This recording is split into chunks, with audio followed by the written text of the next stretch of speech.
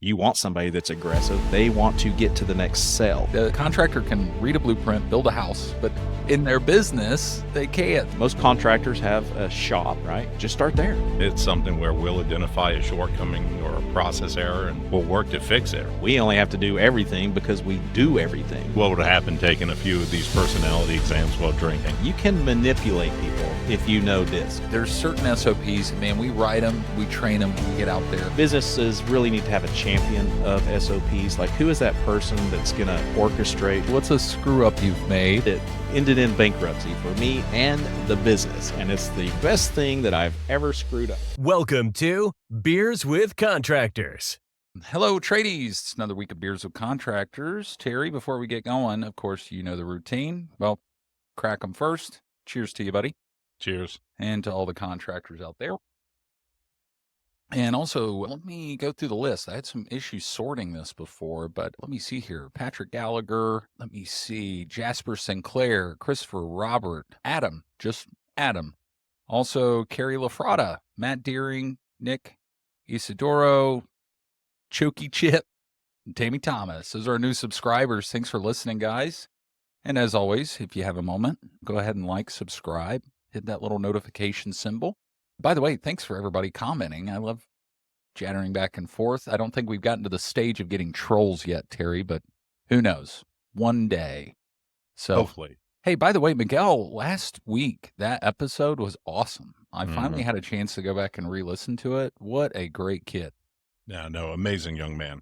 And now I'm sure he's getting all sorts of heckling from his buddies at work. No, I made sure to talk with everyone that we both know to give them the appropriate amount of grief. Oh, yeah, just enough. I mean, it's the trades, right? You gotta get them a little bit, right? Well, cool. How was your week last week, man? You've been busy. I have been demoing a 125-year-old building, so I've been breathing in things that haven't seen the light of day for a good 100 years. So I could be a patient zero at this point. Did we talk about the ducks on a past episode? The weird decoy ducks? We need to. How many old decoy ducks did you find in this damn thing? I've gotten rid of probably a good half of them, but I still have 40 or 50 left. Oh my It is, God. and these things are old. They are hand carved or cork. They are old. The gentleman who owned the building before the previous owner was an avid hunter, avid bird, duck, goose. And he kept all of this in the basement. And that's one of the fun things is you don't know what you're going to find. Yeah. Well, it's better that you found fake decoy ducks. For any of you out there located in Guthrie, just know that Terry and I have this evil plan to restore these ducks and then slowly start placing them on the hoods of any Jeeps in the town. Because I guess these little... What are those? The rubber duckies? Yeah. This trend that's going around with Jeeps, but they're always small and cute and they hang on the door. But then I pictured some Jeep owner coming outside and there's like 12 life-size wooden duck decoys, each weighing 15 pounds apiece. And that's the last time they thought it was enjoyable to get ducked. So now it's documented so people know. You know, all 12 of our listeners will let the police officers know about all the unsolicited littering going on in Guthrie. But yeah, I'm excited to see the end product of that building, man. I think it's going to be awesome. So that's going to be enjoyable. So we're going to put a brewery in there, right? They just opened a brewery up in Guthrie. Oh, so yeah, we don't want to add any more competition. Well, hey, Terry, I told you a little bit about our guest today. You're going to love this guy. I've known this individual for a long time, and it's funny. I just found out every time I talk with him, I find out something new. So even before today, I was embarrassed to find out a little tidbit I'm going to tell you here shortly. So our guest today is a small business coach and consultant. He's also a mentor and a serial entrepreneur, a husband and a father with a passion for helping others live a life that they love. So why? Because he's obviously been there and done that. He even wrote a damn book about it. And this is what I learned new about Michael. His book is called Do Not Start and Run a Business My Way. And I'm like, what a great title. And of course, for those that listen to us know are in question, so it's perfect. But he also is a host of his own successful podcast, been running for many years now, called Small Business Pivots. having owned businesses for over 2 decades, Michael understands what it's like to work the long hours, ending the day not feeling like you've accomplished anything, constantly putting out fires in the chaos of managing cash, So that's what I love about business consultants that have actually done the work. They're not just the entrepreneurs, as I like to say. So our guest today of Michael Morrison Enterprises, the one, the only Michael Morrison. Welcome to the podcast, buddy. It's been a Thank you, while. sir. Yeah, absolutely. Appreciate the opportunity to share with your listeners. Yeah, I've obviously known you for, I don't know, 5 years maybe, Michael? I think we'd be surprised if we actually discovered how long it's been, but I know it's been longer than 5 years, I believe. Yeah. Well, I love your kind of, we'll call it the coming of age story, because you got a lot of cool background, but you've been through the good times and the rough times. So why don't we just start back a little bit and, how you even got into business consulting and helping people in that world? Well, we'll go back a little further because my life started with a bang, if you will. Oh, Kidnapped by my biological father by gunpoint as a toddler. And that's how my life started. So I kind of grew up as an introvert. And yeah. that's what led me into the business world, was actually tired of living everyone else's dream, or what, Mhm. the American dream was. What was it? Go to college, get married, have kids, buy a house, et cetera, work a job, retire, and down you go. Just kind of got tired of that life. And one day, I did not come from an entrepreneurial family at all lower middle class. And one day I just said, the heck with this. I'm going to go start a business. Mhm. And that's the way my life's been ever since. I'm about 30 years old when I did that. Wow. Well, and traveling on through, obviously, just that business and many others, I kind of coin you as the expert on systems and processes, Michael. And I'm sure I mean, you feel like you just wake up in the morning going systems, processes, because I feel like we've talked about it so much. But, Yep. obviously, us contractors, like, we are awesome at systems and processes. Like, we never screw that up, right? No, Terry's, never. That's why yeah. most of our clients are contractors. Oh, yep, yep. And it's so funny. The contractor can read a blueprint, build a house, which is essentially a system and a process, but in their business, they can't. So, because of the companies that you help, what do you find to be the most common mistakes that contractors make when even approaching systems and processes? Not doing them, not making them, not setting the time to do it. And then if they do have them, not following them themselves, and Yeah. wonder why no one else does. Yeah. With process, it's fly by night. So, Yeah. well, I mean, what are some of the top 3 systems that every contractor should have, or where should they start?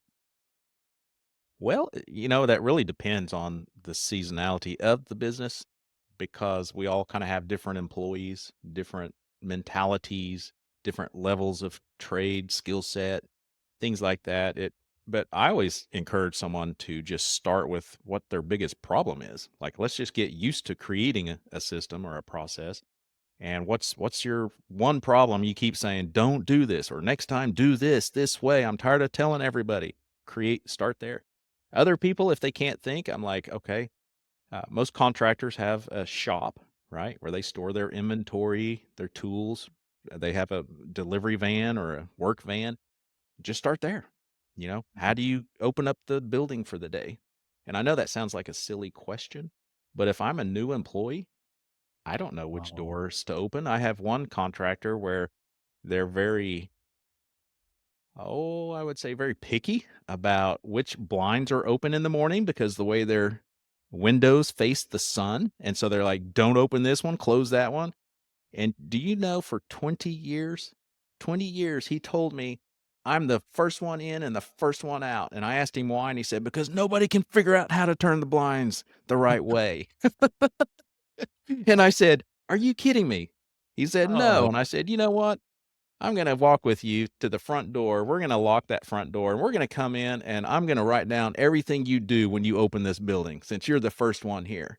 And that's uh-huh, what we did. So we started, that was his first process. And you know what? Since then, he's uh-huh. never the first one there Wow. or the Oh, last one there, because someone else can lock up too. They have the system, the process, and they sign off, they document it. Now, the first time, People didn't follow it, right? Because he didn't. Mhm. But Oh, once we held him accountable, at the end of the day, they have a sheet because it's a large building. There's a lot of doors, overhead doors, side doors, office oh, yeah. doors. So there's a lot to do, turn down the thermostats, etc. And so we created a sheet, a checklist. And so whoever locks up for the day goes through and they check it as they do it, as Mhm. each check each door, and then they initial it and put it in the little pocket folder that's right next to the door, and then they leave. So they all know who closed up. So if something was forgotten about, they know who to go to. Funny. And owners are great at following their own processes that they create. Every one of us, right? So you talk about this simple process where you're walking through with the owner, documenting what they're doing. Can you talk about some of the effects that you've seen when those processes have been applied by their employees? What are some of the benefits? You get your time back for one, and your sanity. Yeah. Not feeling like you have to do everything, right? We only have to do everything because we do everything. So being able to hand that off, delegate, and just there's first of all, there's a sense of accomplishment, you know? I remember when I first got into systems and processes 2 decades ago, I felt like I had a real business. Like the business is running without me. But then a few weeks later, I kinda got a little depressed because 'cause I'm like, "They don't need me anymore." Like, they got this. I don't wanna give too much information away. So you Hey, talked oh, go ahead, S- Terry. Sorry. So you talked about the delegation of this process and like locking up, right? And so you're securing your warehouse, you're securing your facility, but you also can see cost savings when it comes to like reduce energy use or better maintenance or cleaner work environment. Absolutely, and the contractors that we've worked with that do have work vehicles, we found we say we s I couldn't even tell you the dollars we've saved them because most contractors that go to a supply house and use parts, there's probably $50,000 worth of parts in their van, which they overbought, Yep. maybe 3 fittings, and they just threw them in the back of the van. They've been there for 3 years. I know no contractor knows what I'm talking about, and I know you all probably don't do that, but I see it all the time. So just even having a process for contractors of how is your van set up? Where are your tools? I had one contractor that, no kidding, just a box knife, so something to cut with. They had to drive to Home Depot because they couldn't find one in the van. The next day, the other driver that drove it the day before, he said, "Oh, it's in the console." So, there was an hour of commute that the owner had to pay them to go get a box knife, a cutter at Home Depot and come back. It's just little things like that. God, it drives me crazy. And to be clear, my box trucks are perfect right exactly at this moment, Michael. There's not a speck of dust in them. They're Oh, beautiful. man, you're on a roll today, Will. I know, I tell ya, it's some days it's such a shit show. Like, I mean, especially during the summer, it's hot. The guys are rolling in. They're like, we just want to go get in the air conditioning. But hey, I want to rewind a little bit because before, Michael, I don't know if you said this or not, but you mentioned a 4-letter word. It was a very bad word. The 4-letter word specifically is delegate. Oop. Yeah. And Yes. I mean, Yes. I know I have my reasons. I think you get to see all sorts of walks of life in the business world, but why the hell is delegation so hard for these recovering control freaks? I Yeah, mean, that control, that's what it is. yeah. Well, the one reason I hear from most business owners, because no one else can do it as good as they can. And I'm like, you realize that's why you own a business and don't have a job because you sucked at a job, right? Yeah. Just like basketball coaches, football coaches, you couldn't make it on the field or the court, so now you're coaching. Yeah, that's right. Yeah, that's funny. So, but on that note, like I can say that, and thank goodness I work with my wife. And so she has the gumption to be like, "No, stop. You literally pay someone to do that." Yeah. And but most people don't have that balancing act of a personality in their business. So, how have you broken the spirit of these anti-delegators in the past?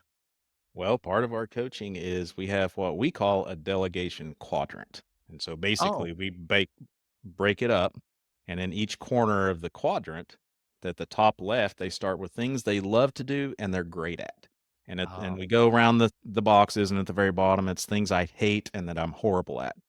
And so once they fill that out, we move those things off their plate, the things that they're bad at, because we know if you're bad at it and you hate it, you're going to procrastinate and you're going to do it wrong. And you're going to spend a lot of time trying to figure it out when someone else could do it in 5 minutes. So that's really kind of where we start, one of the pieces that we start, and that really helps them relieve stress, because most of them have some type of stack of paperwork or something that they just never get to. And for most contractors, cash flow is an issue.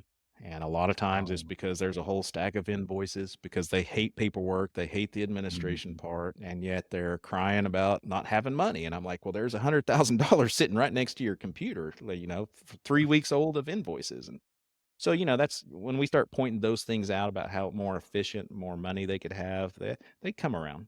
So the question is what is one of the biggest myths that you can talk about in terms of debunking processes and improvement? This episode is sponsored by Performance, the bonus system designed to increase profits for your construction company. Performance incentivizes your production team for more efficient installs and rewards them when they beat your preset labor goals. So no more milking the clock and no more unnecessary gas station trips. Performance drives your team to work harder and smarter. Every construction company on Performance has seen a 7% decrease in direct labor costs or more. Click the link in the description or visit performance.co to schedule your demo today. That's PER4 MANCE.co. Reward your team, retain your team, grow your profits. Performance. One of the biggest myths is no one will follow them. How do you get people to follow them when they've always done things their way? And so that's, it's kind of a hard pill to swallow, but you hold them accountable. That's really the nuts and bolts of it. And you do the systems as well. And you, just like a kid, you just tell them over and over and over until they realize you're serious, that this isn't going away. My kids, when I've told them something a few times, they'll go, I know. And I'm like, well, if you know, then do it, So I think employees are the same way. They get tired of that chirping, and eventually they'll catch on, or they're not a fit for you. It's one or the other. But this has to be something that continually grows, right? Like I work with my kids on chores around the house, and it's something where we'll identify a shortcoming or a process error and Yeah. we'll work to fix it, right? Yeah. Yeah. Absolutely. Yeah. Yeah. It's a work in progress. It's one of those things. It's not really a document, but I say it's a living, breathing document. I mean, it's something that's always evolving. Even, let's say with this one business owner, we created the process to open and close the building. Well, if they move buildings, we have to edit the process. So it's always moving. You get new machinery, you've streamlined some operations, or, so it's always a work in progress. And I like to call, businesses really need to have a champion of SOPs. Like, who is that person that's going to orchestrate, who's going to make sure they don't have to write them all? They just need to go to Joe or Michael and say, hey, I need that by noon Friday. For a lot of businesses, I say, just start with one every week. By the end of this year, you'll have 52 things that everybody can do the same way, I mean, imagine that, and they're like, man, that seems like a long ways. And I was like, well, can you remember, a year ago from today? And they're like, oh, seems like yesterday. And I said, that's how it will feel in a year, except you'll be in a better place. Yeah. Well, it's funny. There is always a threshold, typically, I find, Michael, where there's also over complexity in process, where, Uh-oh. it's like the Did you cut out? schematic of Charlie Day with all of the map out and things like that. So, when you're dealing with an owner that has overly complex systems and processes, I mean, how do you task the team to water that down? Because I've seen it in businesses too, where it's just like, damn, this is just way too complicated. And simple is pretty hard for people. Yeah. Yeah. People like to make their job harder than it really is. And for those that are complex, we work with some engineering firms. We work with some contractors that work with municipalities. There's a lot of paperwork and words. And For those kind of companies, I truly recommend hire a professional. Like, don't even go at it alone. Literally, there are people out there that that's all they do for a living is they come in and they help a company write and implement those processes if it's complicated. And it's not just working with the owner or the manager, right? Do you work with the people who are actually in the field putting the work in place? Absolutely. Yeah, that's probably number one tip is I don't want the business owner writing them. That's just my personal preference because they probably don't know what they're doing and they're probably not doing it the way that that it's more efficient. It's just the way they learned and you know. So I want people that are out in the field that's actually doing the job. Let's see how they're doing it. Once we document it, then we can come back and say, is that the best way to do this? Are we being the most efficient? Now we can go in and evaluate and assess how things are being done. Michael, I have in my business on many occasions where we have an employee that comes in from a competitor and they come with all of their predispositioned systems and processes from the competitor. And they always are like, "Hey, we need to do it this way," or they're just not following the damn process. Like, and I know this is going back to the accountability thing, Yeah. but it's also like, what are some ways, especially if you do have that crossover of preventing hey, this is how I used to do it where I used to work, and this is how it should be done here. I mean, Yeah. because everybody's coming with their past experience. Yeah. And that's all they know. And sometimes it's beneficial to the company. And we go through, we start, well, something that aligns with that is we start that in the onboarding hiring process. So before they're hired, we say, we understand you came from somewhere else, but for 90 days, we need you to do it. And I call systems and processes whatever the company's name is. So if it's Michael's mowing service, it's at Michael's, we do it this way. And I need you to do our systems and processes. We need you to follow ours for 90 days. Then after that, you and I can have a conversation and we can talk about, hey, y'all are doing this, but I did this over here. Have you ever thought about that? But just having an upfront contract with that person usually Mhm. helps so they understand that, hey, eventually I'm going to get to say my thoughts. Yeah. So when I talk with students who are getting ready to go out in the industry, I talk about, you're going to step into either a real large general contractor or you're going to work with a smaller sub. And the technology that they'll use ranges, right? Mhm. So what are some of those technology systems or pieces of equipment that can help improve or streamline that process? As far as following systems and processes? Yeah, like if I'm a subcontractor or a small general contractor and I want to start putting these processes in place, right? Yeah, yeah. Am I what do I have to get into? Yeah, well, I do suggest not doing a binder, right? Because no one knows where the binder is. And Yeah. if we have 3 or 4 binders, did they all get updated when we updated the process? And, "Oh, you mean that one I just spilled coffee on? Well, The where's one the that's in the back seat of the truck covered in dust, Yeah, buried by all the unused inventory from the Exactly. shop. yep. Yeah. So, a binder, if you have to do that, I mean, you have to do what you gotta do, but with all the technology that's out there today, all the cloud-based software, the platforms, first thing that comes to mind is Trainual. I've used that, implemented Oh, that with a lot I've of heard about that. companies, and it Yeah. literally you just throw everything in there. Everybody can get to it from their phone. I have one company that they also track and sell inventory as well as service on the contracting side, so they're actually retail as well. And we put QR codes at the end of every single shelf. And so if they have a question about what happens in this area of the business, they just scan it with their phone. The system comes right up and they follow the system. So there's lots of creative ways you can use technology for or with, but I would suggest getting something other than a binder. Most contractors that they'll start, I encourage them just to start with Google Drive. The only thing with that is you can't really set admin rights and somebody can accidentally move a file here or there. But if that's all you got just to get started, I encourage just start there. Make sure they're organized. So if you're a Mhm. contractor and you have warehouse systems and then you have delivery systems and processes, just break them up into different folders: deliveries, warehouse, on-site, admin, HR, so people can find what they're looking for.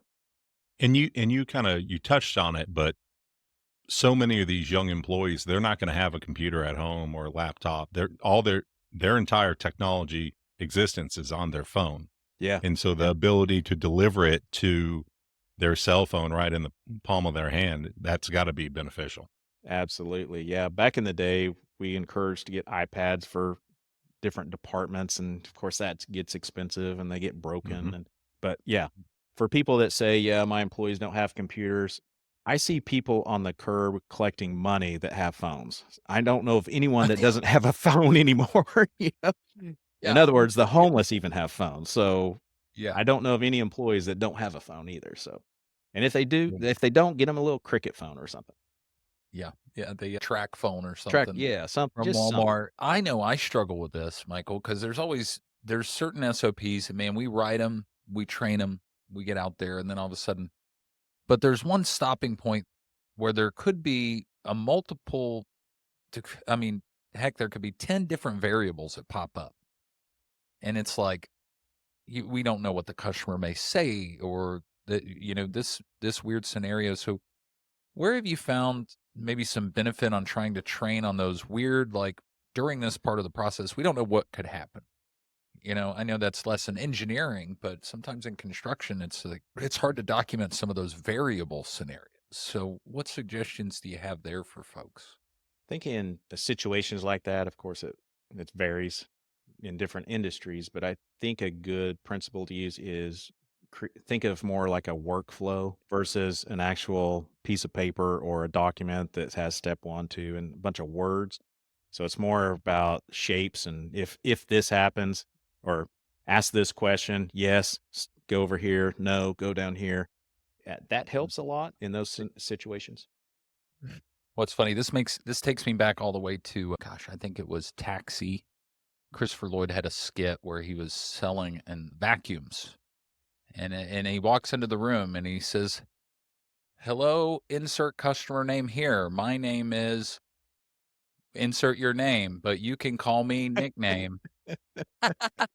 Yeah, And following the script. he was following the script just 100%. So we use that in sales training. But Yeah. I've got a good friend of mine that owns a bunch of Summer Moon coffee shops, and it is funny, because I asked him. I said, "Do you like hiring people from Chick-fil-A?"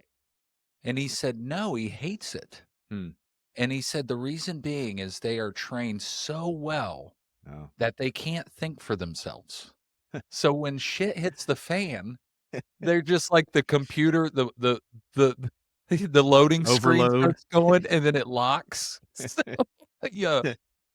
So I love this because systems and processes sometimes have a hard and a soft side, right? You have the Yeah. step by step, but then you have the people side. So contractors are obviously they have tons of patience with human, yeah, call it interaction, right? So how do you get people to adapt to the soft side, the people side of it, that it's like, hey, you have to think for yourself at some point. So I know personality tests are some things that you've done, but I mean, Yeah. take us through that journey. Well, again, that's unique to every business owner because they're kind of the example. So, kind of what is that temperament that Mhm. they've set? And then what are they requiring from their people? Are they being an example of what they want their people to be? But one of the things that we like to encourage them to do is give them the outcome. So for instance, I'm going to use our sales system. So for us, if they're a lead, our Mhm. first point is to get to a one-on-one, get to a connection meeting. We Mhm. don't tell them what to say, what to do, but your goal is to move them through this process. Once you get to the one-on-one, have coffee, a Zoom call, whatever it is, get to the no. So, in other words, get to the NO, no, because more people will lead you on and not say no than people that will. So, we want to know if they're even interested at all, if they are. So, like even in our sales system, as an example, we're not giving them a script for that particular part of the sales system. We're just giving them the outcome. Now, How do we know what they're saying and they're being a good representative? Well, that goes back to our guiding principles. We have a mission, we have a vision, we purpose, we have a culture statement. So over time, if the owner is living his own principles, then they'll get the demeanor that they should have, the temperament, the emotion, the mood. But in those situations, I like to say, what is the outcome in this situation? If it's a angry customer, kind of what is our first, where are we trying to lead? Well, in those situations, it's everybody wants to be heard. So we encourage people to say, you just listen until you find a gap in there. Because that's all they're doing is they're just chirping. And then is it get them to a manager, get it to the owner, get it, what's that? What are you trying to get them to? But that's the business owner's decision in those scenarios. But I like to focus on the outcome so that they can be creative themselves and not have to, oh my gosh, what was the script here? We don't want them doing that. Loading screen. Yeah. So you've talked about, there's obviously a financial reason to implement these processes on the owner side, right? It's going to reduce excess inventory. It's going to increase sales, stuff like that. How do you get buy-in from the employees who are actually putting it into place? How have you seen companies motivate them to take this and run with it? Trying to think of the best scenario. It's not easy. I'll just start there. It's not easy. It's not fun. And especially for businesses that are older. So I work with 30, 40, 50-year-old businesses. People have always done it their ways. They have employees that have been there 15, 20 years. It's not easy. It's not fun. But we have to determine their personalities. And Will was talking about our personality test. So we use DISC a lot, which is a predictable behavioral trait. And so before we implement change, I encourage them, and most of them do, let's do some DISC assessments so we know what we're dealing with, because on the DISC, it's DISC. Each one of those letters stand for a trait. D is dominant, S is stable, C is compliant. So if we have a bunch of compliant people that like to follow the rules, they cross their T's, dot their I's, they stop at every stop sign, they go 39 when it's 40 miles per hour. I mean, they are compliant. We know that they're going to take things a little differently than our D's. D's are dominants. They don't like rules. They don't like boundaries. They're more about accolades. So we know we're going to have some problems with them. We probably already have problems with them, to be honest. No. Hey, stop right there, Michael. We never have freaking problems with the high D personalities. They're willy-nilly, they kind of do things their own way. They're knee-jerk reactors. They, all kinds of things. So by using that DISC, we kind of get a better feel for what are we fixing, what hornet's nest are we fixing to stir up? And that really gives us a good indicator. Okay, now let's try this over here. Let's present it like this. Let's, so it really depends on who you have working for you. Well, and when you talk about these different personality tests, and by the way, I love DISC. Yeah, it's because awesome. we use it in hiring in so many different levels. But, when we're talking about developing these systems and processes versus implementation of the processes, do you find certain personality tests do better at one or the other? If there's a reward, D's will crush it. Yeah. Right? Because they're all about accolades. Like you can walk in any office and pretty much nail a personality. And that is if they've got trophies, if they've got salesman of the year, master's degree here, all their trophies from even elementary, they won the potato sack race. They've got that in the office, they've got everything. Well, that's a D because they're all about the end result. They're about the result. So, it depends on if there's a result at the end of it. D's will follow it. C's, they have to, they need a little more information. D's just want to know what's in it for me, right? C's, they just want, you're laughing. All right, hold on. I got to pause right here. Drake is texting me right now. He's like, well, look at what's in Will's background. I got like these little accolades and signs and stuff. So Drake, our lovely producer, thank you for chiming in from the silent void. And there's our show, everybody. Yeah.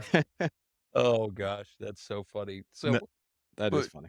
but yeah, so back to this, sorry, on more soft process driven areas, where do you find a lot of the personality types that can help drive that home? Because there are certain things I'm the same way. It's like, no, this is the way, do it, go home, come back tomorrow and do it again. Yeah. But then there's also some behavioral things that have to be taught, like handling a customer complaint and teaching those soft skills. What kind of personalities do you find help really send those home and make them stick? Probably your S's, the people that are a little more stable. S's aren't uh, they're not Jekyll and Hyde. They can't flip on a dime. You know, they're just like mellow, kind of Yeah. chill. I find those Yeah. to be our best account managers. Mhm. Salespeople, obviously D's. But if you have so let me back up just a second because it also depends on how high of a D they are. So our disc assessments have a bar, and so it has a little dot above each letter. And the higher you are, that means the higher of that letter you are, which means you're more dominant than just kind of an average D. And so if they're super dominant, then we have problems, right? Mhm. Will. Yeah. But No, we never have problems with Will at my company. Yeah. You but know, Will, what would be great is to see what would happen taking a few of these personality exams while drinking and see what Oh, I really know, comes right? out. Yeah. That's funny. Yeah. I've taken an assessment. I've been using DISC for 2 decades. Mine has not changed a centimeter. Like, it is so good, these DISC assessments. Mhm. Unless you have a life event, something traumatic, you're usually it pegs you pretty good. Now, there may be a few things on each of those that you're like, "Well, that doesn't really sound like me," and that's not what it's about. It's like, what is your overall temperament? What is your behavioral expected? Like, what's gonna come out of you when this happens? Um, DISC, kinda measures some of it is how you grew up. Mhm. So, if I grew up in a third world country, I would not be the way I am today, right? I have a different lifestyle. I'm affected, I'm influenced by different things. I probably wouldn't score the same as I do now, but where I'm at, a lot of it is how you grew up. Some of it's who you were mentored by. Some of it's life events, and so it's really just it's predicting how you will the outcome of how you'll behave when certain events happen is the best way I can say it. If somebody's screaming at you, a C, they're going to cry, right? They're compliant. They're very emotional. Mhm. They like to follow the rules. They don't want to upset anybody. They're always trying to smooth things over. They don't like confrontation. So you don't want them on a call with someone yelling because they're going to cry. I promise you. But the S's are kind of mm, Mhm. they're kind of the more chill people. Your eyes, they're kind of influential. They're what we call your chatty Cathys.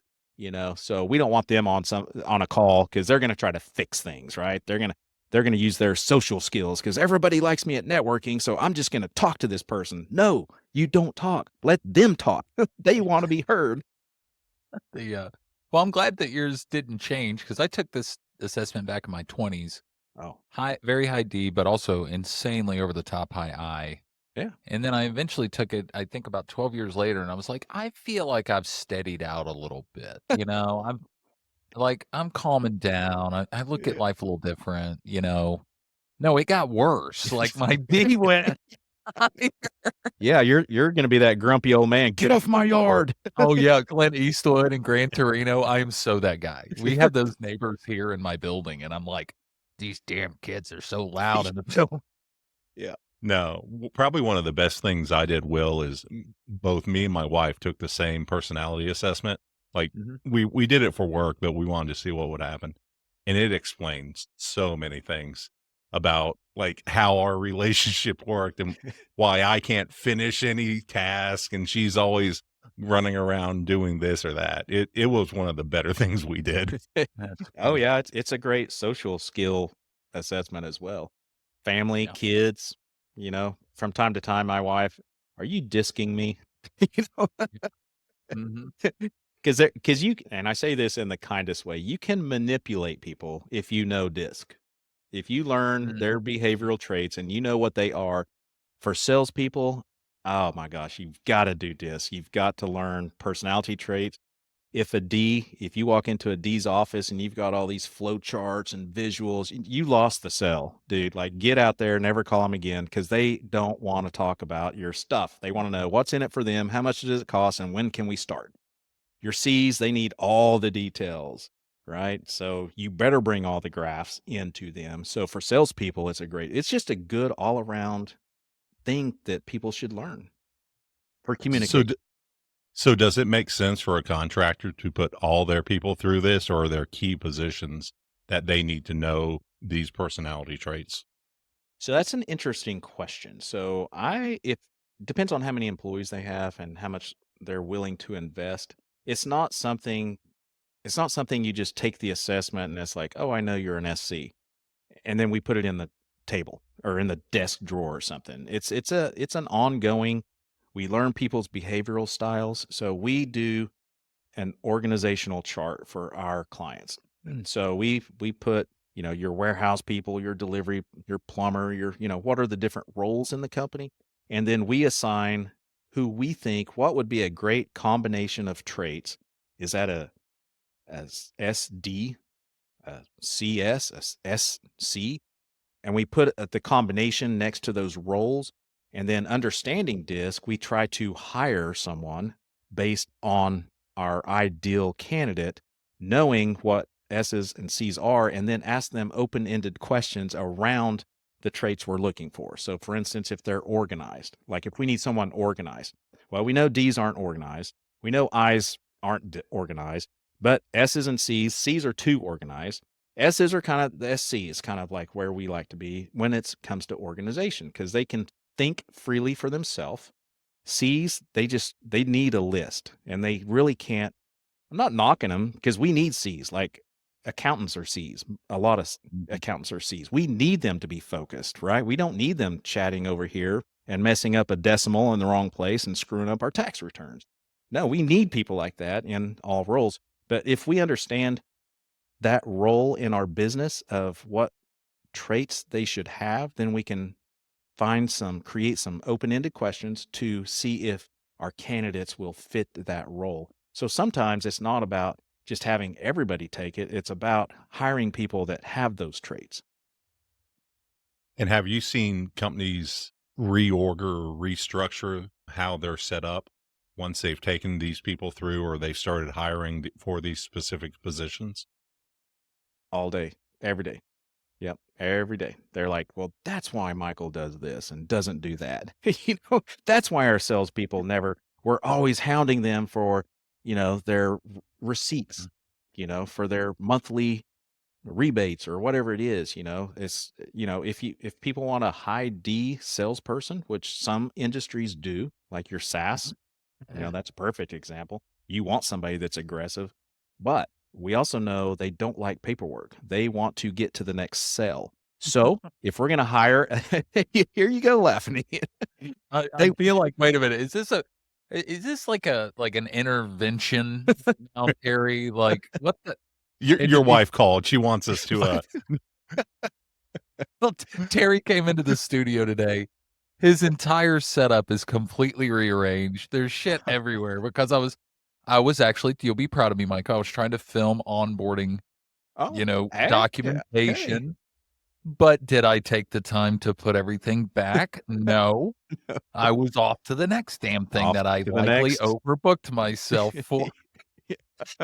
On to the next accomplishment. Yeah, got to check those boxes. But yeah, if you want a high D for sales, just know that we're going to hire a high D. But if you want to have your cash flow going and not be halted by this person, hire them an assistant.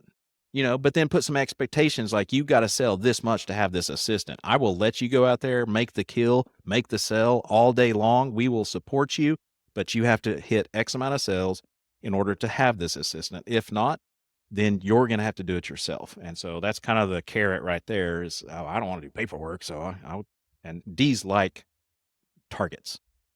Yeah.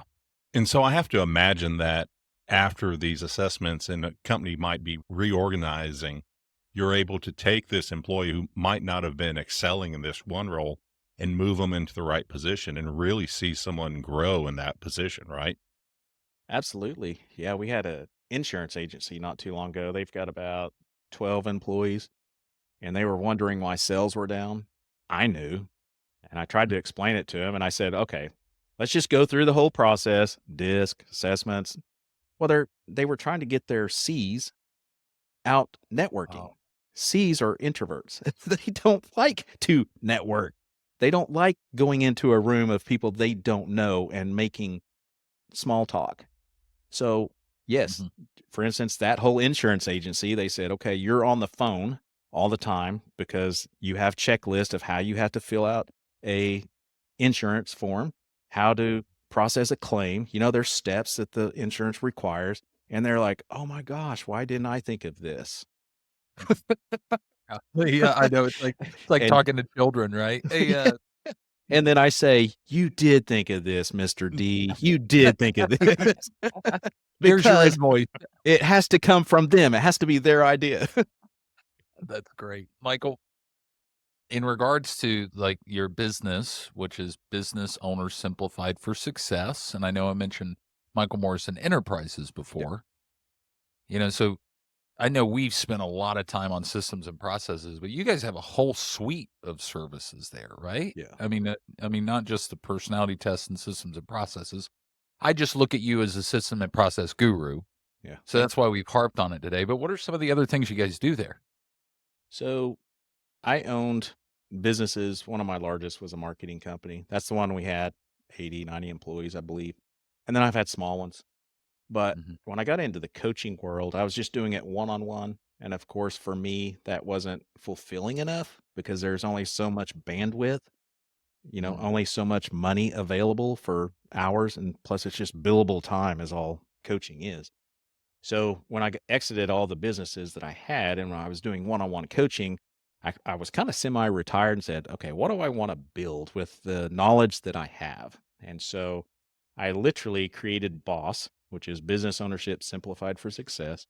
And I said, "What are all the milestones that just irked me along my entrepreneurial journey? And then what were those things that I got access to, invested in? What were those resources that took me to the next level, that kept moving the needle?" So my marketing director and I, we literally for 6 months just sat back and thought, did a lot of thinking. And so we were like, what was the first thing that really moved the needle in my business? Well, I just can't deny it. It was coaching. So a lot of Mm. people think, well, at Boss, you coach because you're a coach. And it's like, yeah, but that's not why we have coaching. It's like that was the first thing that moved the needle in my business. So now we have a team of coaches. Mhm. Then the next thing was I got a coach. Then we had a plan, but I had no money. I think contractors, business owners, they know what that's like. It's like, oh, I want to do this, but man, I don't have any money. So I went to shop for a loan. Well, of course, I'd go to one bank. They'd ask for all the paperwork, wait weeks. Oh, everything's looking good. Sorry, Michael, underwriting said no. I'd have to go to another bank, fill out another loan application, same process, on and on. It was 2 years before I got a measly $50,000. 2 years worth of work, shopping, wasting my time with all these different banks telling me, oh, yeah, we can do this, only to be Mhm. told no. So for Boss, we now offer business loans. We have up to $25 million. We offer every business loan available. We have over 200 banking financial institutions that have partnered with us. So we have access to them. It's comparable or it's competitive rates up to $25 million in different things. We have term loans, we have equipment loans, we have SBAs, we have lines of credit. We have everything that you could get at a bank. Well, the next thing it was, well, now I've got some employees. I need some benefits. And so, of course, you have to go call people and they have to come in, give their presentation and all the benefit things that are available. But the one that most employees want is health insurance. So, Mhm. as of this thing, our last approval for the webpage on health insurance goes live next week. So we now Oh, cool. offer health insurance. So if you see what I'm doing is we're building out all those resources that I needed to scale a multi-million dollar company, offer those to small business owners so you don't have to waste all that time that I did going to bank after bank after bank. You go to one place at our Business Ownership Simplified for Success. It's businessownershipsimplified.com is the website. But you go there, you fill out the application, we submit it, we do the underwriting to 200 financial institutions, and you get your answer within 24 to 48 hours. That's a lot faster than 2 years for me. Plus, some of the loans we can get by the end of the week, which is unheard of at a bank as well. I'm not knocking banks. Banks, if you want a relationship and you're really doing some big things, you got to have banks too. But I'm talking for most contractors, small businesses. When I need money, I need it now, right? I was being held back when I owned my business because I needed this one piece of equipment to be able to compete with everybody in the city. Like I was losing money and jobs because I couldn't do this one thing. And I needed the money then, but it took 2 years. So we're building out, boss, to be a resource for small business owners. So if you come here for this, eventually you'll come back for that, and then this over here, so that they don't have to waste time and they can do what they love, which is own their business, do whatever they're skilled at, and not have to focus on these piddly things of trying to find a good vendor. Mm-hmm. Yeah, and that has to be just a relief for an individual that is looking to get into a job or expand their business in something that they love and they know how to do well, but it's that back end side that they're struggling with. Absolutely. And I felt like I was being held hostage. I was like, man, I could be doing X amount of revenue if I just had this thing, but I'm having to wait on all these people and I don't even know if they're any good. I hope I'm making the right decision. I hope I'm asking the right questions. Well, with us, thankfully, we have coaches too, right? So if you have a question about, is this interest rate good, or how does this loan work, or how should I apply this? We have a coach, so we have coaches that can guide them through health insurance. We have private insurance available for business owners, which is hard to get, especially if you're a solopreneur contractor. We can help them too. So, it's just putting all the pieces there we kind of like to think of ourselves as kind of the Amazon for small business owners, right? We all use Amazon because we can get it today or tomorrow or whenever they said they would get it to us. That's all we use Amazon for, right? Is the consistency of when we're going to get it. If they start saying it's going to be at your doorstep at 5 and it's like 2 weeks from now and they do that consistently, they're going to fall apart. No one's going to, they've lost their edge. Well, with us, it's the same way. We want them to come to us for this thing and then come back for another thing. And each time customer experience is at the top of our list and they have a great experience, they trust the product, they trust the service, they're going to keep coming back for the next thing we offer. And so we have a 10-year plan. By the end of that, the vision is we'll have every single thing a small business owner needs. And I don't know if this information's out there, but it would be interesting to look at how many people are not taking that step into working for themselves or starting their own business because they're afraid of losing something like their health care, their retirement, any of those those benefits that come with a secure job, but don't come with the ability to really express yourself or do what you want to do. Absolutely. And one of the most asked questions that we get is, am I working on the right things? Right? As a business owner, we never know because we just don't have enough education. And when we go to YouTube, we go to the website, now we're inundated with information and we don't know which part of this to believe because they all say something a little bit different or completely different. So now who's really telling the truth? So we're trying to, if you think about how much time all that takes to go explore all that and then possibly make a bad decision because you got with a scam artist or whatever, we're saving them time, which time is money. Yeah. Well, and it's funny you mentioned that because I think I flirted with this a little bit before about there's just so much misinformation or what we call contrapreneurs in the world out there, Michael. And you've done a very good job not breaking into some of the big screw ups that you've had in your past career. But we ask this question of all of our folks and guests. Obviously, many people out there know me as the patron saint of screwing things up, but at least I try to do it so bad that I can really brag about it. Yep. So, in your business life, what's a screw up you've made that, somebody out there can learn from and hopefully put in their own business? Well, you know the story because you told me afterwards, you're the only person that smiles and laughs when you tell this story. It was weird. It was like, he's happy about that. Sorry, go ahead, Michael. It's a great story. I brought on some business partners, did the old handshake like most business partnerships do. We did not court each other. We just said, hey, let's do this. We did this, and we'll just say at the end, it ended in bankruptcy for me and the business. And it's the best thing that I've ever screwed up. I took that, I took that scenario, that story, that journey, and I said, you know what? As a coach, there's probably other business partners out there that feel like I did. Without getting into details, we were all miserable. Every business owner in that partnership, we were miserable. The team could feel it. Everybody knew it. So I'm glad it happened because it probably would have, if that would not have happened, I'd still be miserable. And Yeah. so filing bankruptcy, one partner left, the other two stayed. I had ended up having to file bankruptcy, which if you don't understand what that is, that means you lose everything, right? Except for your house. It has gotten a little easier these days. I'm not encouraging anyone to think, oh, it's just I'll just file bankruptcy tomorrow. Right? I'm not encouraging that because it is a grueling process. It's about a 2-year process. Leading up to that, though, was about 5 years of pure hell.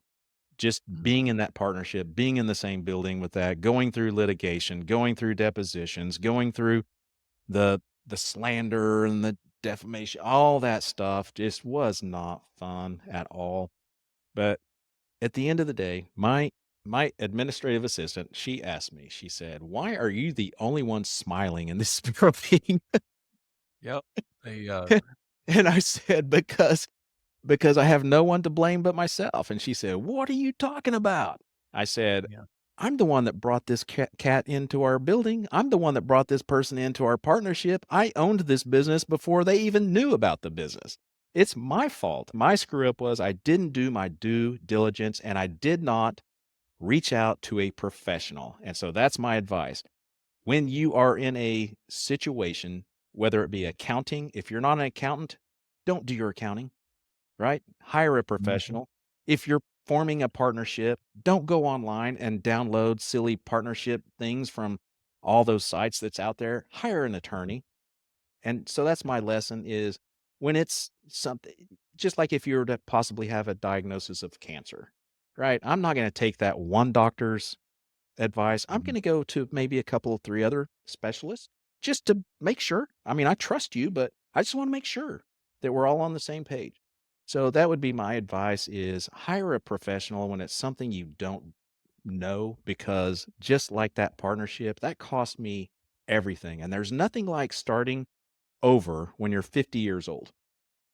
Yeah. Well, you are very noble. And Michael, I do laugh when I remember that story. I think we were at Charleston's restaurant. You were telling me this story.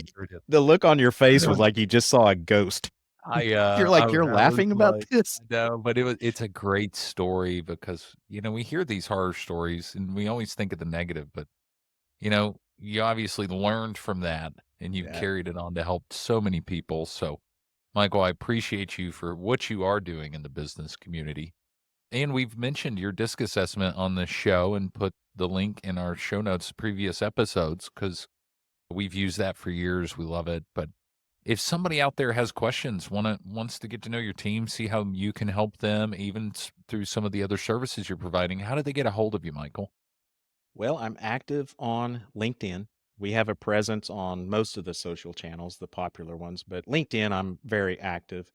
And for your listeners, I will give them my mobile number, 405 So this 919 is the 9990. second big mistake. Hold on. Sorry, I interrupted it, Michael. So you have to repeat it. This is the Well, next episode will be like, what was the second mistake you made? Yeah, I gave out my phone number on Will's podcast. And No, then, I Worse, don't mind. worse than yeah, any bathroom wall out there. I promise you right now. no, we love our listeners, but listen, just look out for Choky Chip or Narf or Well, where's the other one? I Anyway, get some of the names. Hey, I but go ahead, my give that number out again. I think I interrupted, Michael. yeah, Sorry. no, I'm happy to help. It's 405-919-9990. They can reach me there, or they can email me at michael@michaeldmorrison.com. And I would like to differentiate the two because that might be confusing to some. I am a business coach and do own both companies. You mentioned Michael D. Morrison Enterprises. That is my one-on-one coaching where I work directly with the business owner. Boss is the suite of services. That's the actual company that has employees and coaches and loans and insurance and everything else. So that's why there's two different companies. Yeah, well, and you guys have great content, even just on your social sites. It's just super helpful. Just the quick one-off answers, things like that. And obviously, now I need to get your book, just specifically for the title too. So I love it. Well, So I figured there was enough books that tell you what to do. Let me tell you what not to do. I love it. Well, And there's a place on your shelf right behind you, Will, for it. right there. Yeah, it'd look better than those trophies. Yeah, that's right. Well, hold on. So my other office, that's the real trophy case. When you walk in, it's like armor and swords mounted on the wall. We got awards and everything. It's a little flashy, but so this is the dumbed down version. But Michael, I appreciate everything you do for the business community, specifically to contractors. You're an amazing person and a testament to, obviously you're going to learn from failure somehow, and you can take it two ways. So that's what I admire the most about you. Terry, thanks for another week, sir. Hope you have a great weekend breathing in all the asbestos in your big new remodel that you're working on. But this weekend, maybe we'll put some ducks out. Okay, buddy? And Sounds to all, good. to all you tradies out there, and also Drake, our producer, thank you from Content Jim for jumping in and helping us with some questions today. You guys have an awesome week. We will see you next week on Beers with Contractors. And that's a wrap for today's episode of Beers with Contractors. We hope you enjoyed our chat as much as we did. Before we say our final goodbyes, a friendly reminder. Beers with Contractors encourages responsible drinking. If you choose to enjoy a beverage during our time together, please do so in moderation and only if you're of legal drinking age in your country or state. Furthermore, the advice and insights shared in this podcast are for informational purposes only. Always consult with professionals and experts in your field, and be sure to follow local laws and regulations regarding licensing and permits. We're here to help, entertain, and inspire, but your safety and compliance are important. So, as you head out into the world of construction and contracting, remember to build responsibly and make decisions that stand the test of time. Thanks for joining us today. We'll catch you on the next episode of Beers with Contractors. Until then, cheers to your success.